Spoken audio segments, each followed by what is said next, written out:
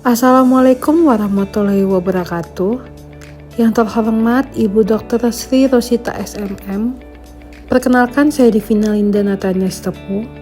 Pada kesempatan kali ini, saya akan mempresentasikan hasil Project Based Learning Strategi Employee Engagement PT Indofood Sukses Makmur Tbk, diagnosa masalah dan usulan strategi intervensi SDM strategis.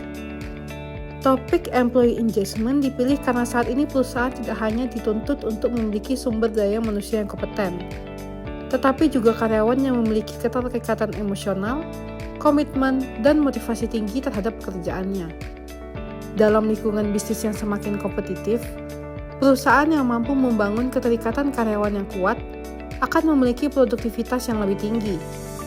Melalui studi kasus PT Indofood Sukses Makmur Tbk, kita akan menganalisis berbagai permasalahan employee engagement yang mungkin terjadi, serta merancang strategi intervensi SDM yang dapat meningkatkan keterikatan karyawan secara efektif.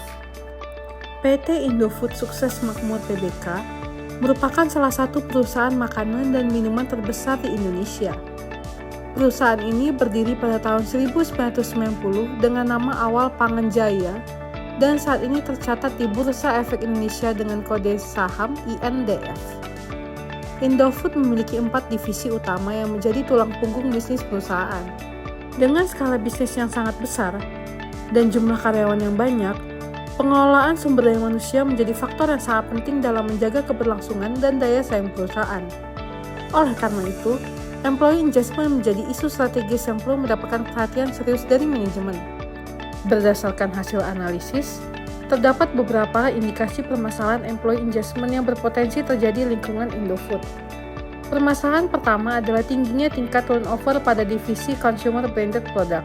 Tingginya angka turnover menunjukkan bahwa perusahaan menghadapi tantangan dalam mempertahankan karyawan, terutama pada lini produksi dan tenaga penjualan. Permasalahan kedua adalah adanya kesenjangan generasi. Saat ini sekitar 60% tenaga kerja terdiri dari generasi milenial dan generasi Z yang memiliki ekspektasi berbeda dibandingkan generasi sebelumnya.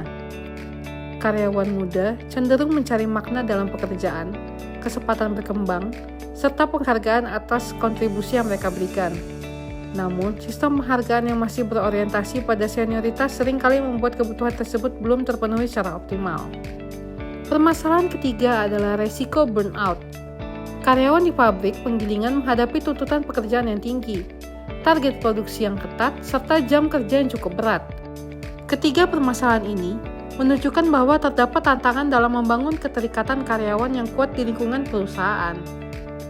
Untuk menganalisis masalah employee engagement tersebut, digunakan 2 teori utama, yaitu Utrecht Work Engagement Scale atau UES dan Job Demand Resource Model.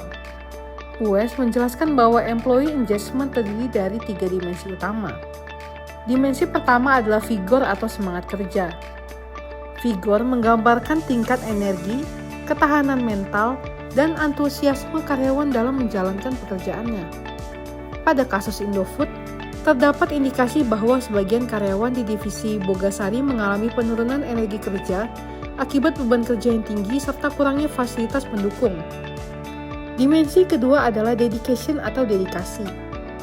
Dedication berkaitan dengan rasa bangga, makna, inspirasi, dan keterikatan emosional terhadap pekerjaan. Masalah yang muncul adalah sebagian karyawan milenial merasa pekerjaan mereka kurang memberikan makna dan kontribusi individual mereka belum cukup dihargai. Dimensi ketiga adalah absorption atau keasikan dalam bekerja.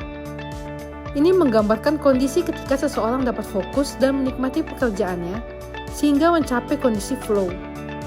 Selain UES, digunakan juga teori Job Demand Resource atau JDR model. Model ini menjelaskan bahwa masalah engagement muncul ketika tuntutan pekerjaan lebih tinggi dibandingkan sumber daya yang tersedia. Job demands dapat berupa target kerja yang tinggi, tekanan waktu, maupun beban fisik.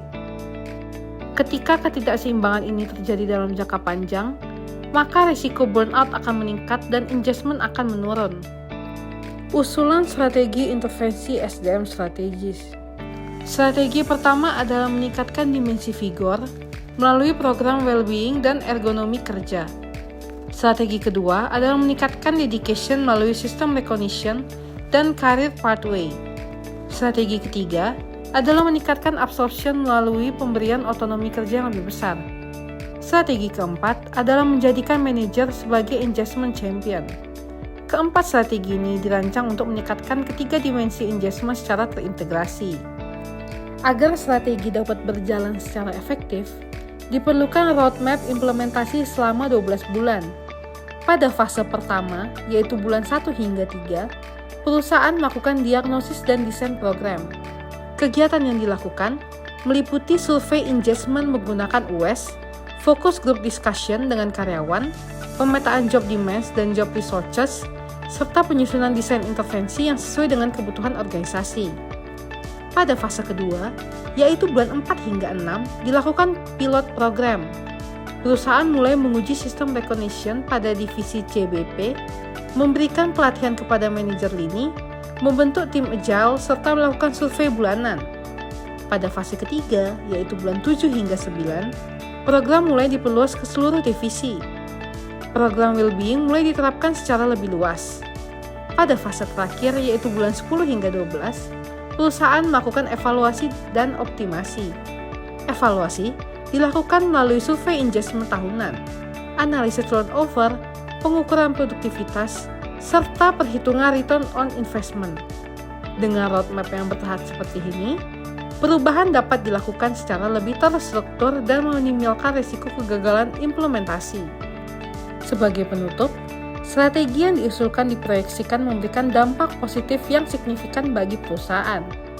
Pertama, tingkat turnover diperkirakan dapat turun hingga 35%. Kedua, tingkat profitabilitas perusahaan berpotensi meningkat karena meningkatnya produktivitas dan keterikatan karyawan. Ketiga, skor employee engagement berdasarkan dimensi vigor, dedication, dan absorption diperkirakan meningkat hingga 40%.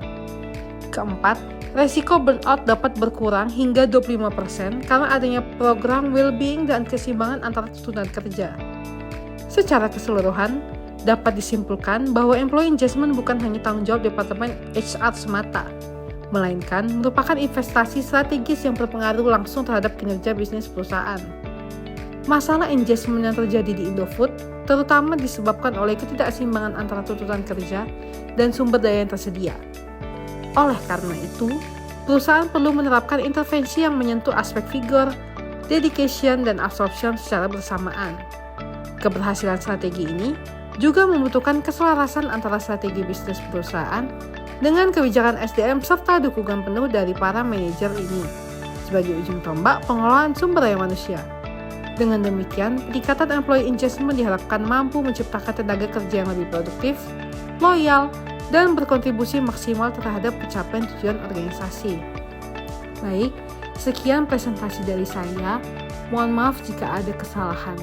Terima kasih.